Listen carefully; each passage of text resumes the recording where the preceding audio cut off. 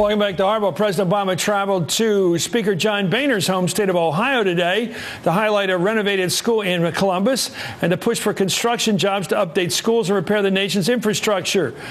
Let's listen. There's a bridge in Cincinnati that connects Ohio to Kentucky that needs this kind of renovation. There are construction projects like these all across the country just waiting to get started, and there are millions of unemployed construction workers who are looking for a job. So my question to Congress is, what on earth are we waiting for?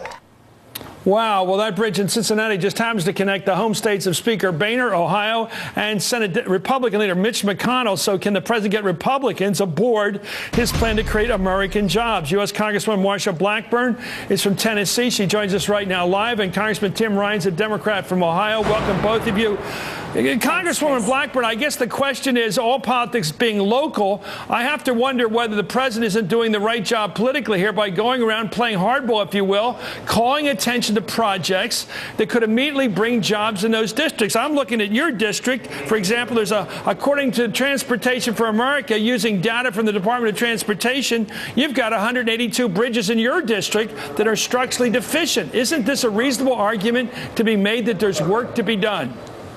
Chris, when they voted for the first stimulus and passed it without my vote, by the way, supposedly there was going to be all this infrastructure money in there, and our road builders and our county mayors were left saying, where's the jobs? Where's the money that was going to be here?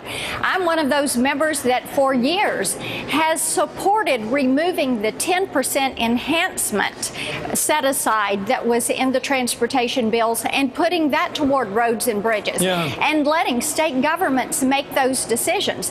I think that one of the big problems you've got here is a credibility problem. People don't think the infrastructure money would be in a stimulus. They didn't see it the first time. They don't think they're going to see it this time. Well, I'm with you, Congresswoman. We disagree sometimes, but I am completely with you. I want to see real job building, real shovel-ready projects, and we've got the evidence that they exist out there. We get it from DOT through Transportation for America. By the way, tonight, as we've done this before, and it is not partisan, we are trying to get a message across. There's real jobs out there to be done. We're running at the bottom of the screen the 95 bridges below that are deficient in Speaker Boehner's own district. They're described by DOT as structurally deficient. By the way, they include 3 bridges along Interstate 75, Mr. Speaker, that each carry 50,000 cars and trucks every day. Mr. Speaker, you're a congressman as well as speaker, and those bridges in your district need repair. Throughout this segment, as I said, at the bottom of the screen, we're going to be listing those 95 bridges in need of being fixed in Mr. Boehner's own district. Let me go to Congressman Ryan. Your thoughts about this? I agree with Congresswoman Blackburn. I thought that first stimulus bill had too many tax cuts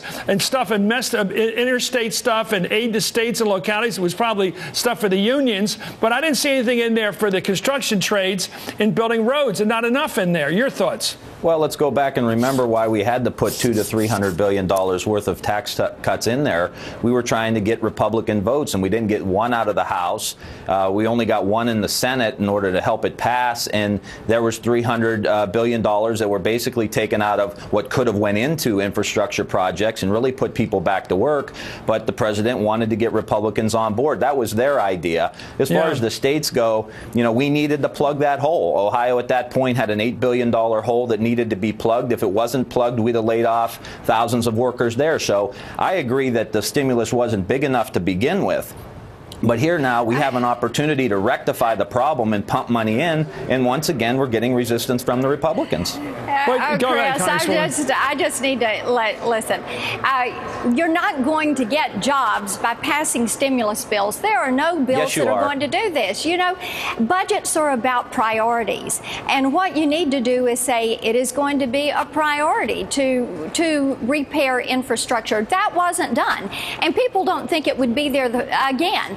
They don't want to see tax increases. We can't afford tax increases. They want to see tax reductions.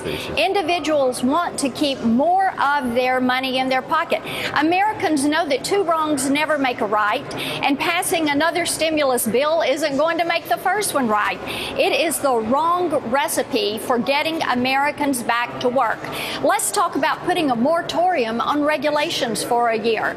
Let's talk about getting the EPA off of individuals' private land. Let's talk about putting people in factories back to work by rolling back these EPA regulations. There's plenty that could be done there. But, you know, Congresswoman, let me just throw out this. You know, we're living basically under the tax policies of George W. Bush. You passed that big tax cut. It's still in effect. If the economy is terrible shape right now, isn't President Bush responsible? It's your tax structure. It's not President Obama's tax structure. He said he doesn't like this tax structure. It's yours. And this is your economy. Why do you keep blaming it on Obama when he hasn't been able to change the tax policy? I think it's amazing that you continue to blame it on George Bush. No, because it's your tax policy. It is so important. I think it is so important. You didn't hear what I said. I'm not blaming it on him. I'm blaming it on the tax policy he left behind. And I think that it's important for us to have a flatter, fairer, simpler tax code. I am for Well, why that. didn't Bush do it? I am for reducing taxes. Listen, you know, I'm one of those, I believe when 10% is good enough for God on Sunday, then it should be good enough for the government on Monday. Let me ask you both. I want to start with Congressman Ryan. Whose tax structure are we operating under in this country? Bush's or Obama's? I thought it was Bush's. Obama hasn't been able to change it. There's no doubt. It got repassed at the end of last year. We're living under the George Bush economy, from the regulations to the tax structure. And now, just to respond in a bit, they are pulling money out of the economy when we need money to be in the economy. We have high unemployment. We need investments into these projects. And it's not going to happen by us cutting all kinds of spending in the short term. Of course, we've got to balance the budget in the long term. But right now, we need the United States federal government to push projects like the ones you were talking about, ones all over the country, to directly hire people, get money into their pocket. They will go out and spend. It's not about regulations or anything else. This is about the average American citizen in Youngstown, Ohio. Marcia, the average American citizen, like the ones in Youngstown, Ohio, have had wages stagnant for 30 years. They don't have any money in their pocket. And until we get them back to... Individuals in my district, my neighbors, my friends, those I go to church with on Sunday, will tell you it is not the government's job to create jobs. That is the private sector's job. The government should create the environment the private for jobs growth to take place. With all due respect, what the private sector wants to do they're not is doing to it. see government off Let their me back, ask for a moment of clarity. Isn't the government's... They want to be able to create jobs, and they want to have research and development here. They want to manufacture products here. And they're not doing it. Can I just get back to where I started? Isn't the government's responsibility or the private sector's responsibility to fix our bridges that are below safety code? Congresswoman. The government certainly has a priority there, but let's let our states take the lead. That's what we do in Tennessee, where we have no bonded indebtedness. Okay, well, apparently the state of as Tennessee is deficient because you've got and as 182 said, bridges in your district, Congresswoman, below set code. Aside on enhancement money. And Chris, you've got 182 in your district, and Congressman Ryan's got 85 in his district. These jobs are not getting done. The money should be spent to keep our bridges safe.